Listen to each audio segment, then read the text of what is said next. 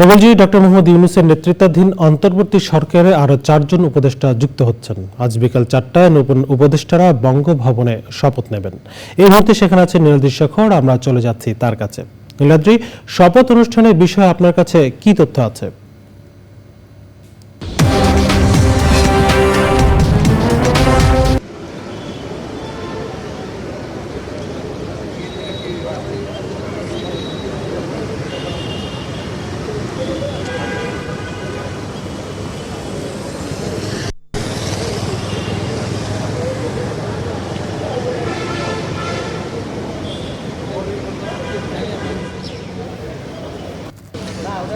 আমার সহকর্মী মিথিলা নাজনীন কিছুক্ষণ আগে যে প্রতিবেদনটা আসলে জানাচ্ছিলেন, যে উপদেষ্টারা শপথ নিতে যাচ্ছেন তাদের বিস্তারিত তুলে ধরেছেন।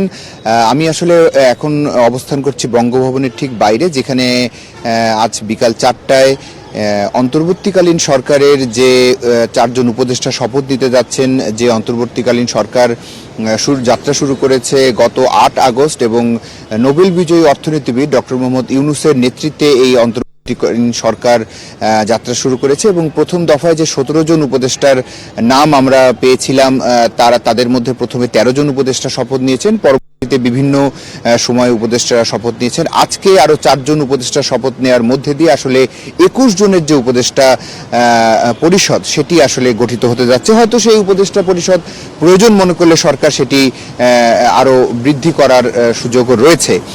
তবে প্রধান উপদেষ্টা ডক্টর মোহাম্মদ ইউনূস, যিনি তার 25টি মন্ত্রণালয়ের দায়িত্বে তিনি রয়েছেন, আজকে যদি এই 4 উপদেষ্টা শপথ গ্রহণ করেন তাহলে ধরেই নেওয়া যায় যে সেখান থেকে এই দপ্তরগুলো বন্টন হবে এবং তাদের মধ্যে এই 4 উপদেষ্টার মধ্যে নিশ্চয়ই যে 4 জন উপদেষ্টা রয়েছেন তারা স্ব ক্ষেত্রে সুনামধন্য ব্যক্তি, সুতরাং তাদেরকে সেই মন্ত্রণালয়গুলোর দায়িত্ব বন্টন করা হবে।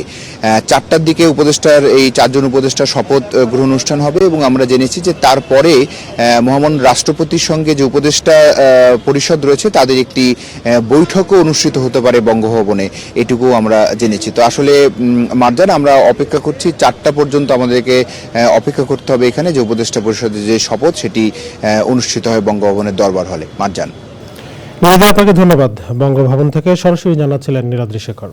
প্রিয় নম্বর সেট করে বিকাশে সেন্ড মানি করুন ফ্রি।